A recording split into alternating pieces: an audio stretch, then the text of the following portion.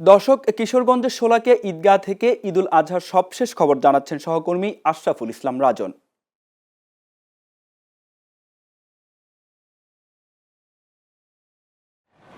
কামরুল, আমি এখন দাঁড়িয়েছি উপমহাদেশের বৃহত্তম ঈদগাহ ময়দান কিশোরগঞ্জের ঐতিহাসিক শোলাকিয়া ঈদগাহ মাঠে।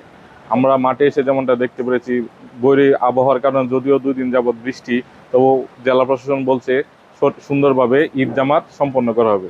পবিত্র ঈদুল আজহার জামাত সকাল 9টায় অনুষ্ঠিত হবে। ঈদ জামাতে ইমামতি করবেন মুফতি মোহাম্মদ আবুল কায়ের মোহাম্মদ সাইফুল্লাহ। আমরা আরও যতটুকু জানতে পেরেছি, এই ঈদগাহ জামাতকে ঘিরে প্রশাসনের পক্ষ থেকে 4 স্তরের কঠোর নিরাপত্তা ব্যবস্থা জোরদার করা হয়েছে। পাশাপাশি 600 পুলিশ সদস্য, 55 জন র্যাব সদস্যের সাথে আরও 2 প্লাটুন বিজিবি সদস্য নিয়োজিত থাকবে। মাঠে 64টি সিসি ক্যামেরা এবং 4টি ওয়াচ টাওয়ার নির্মাণ করা হয়েছে।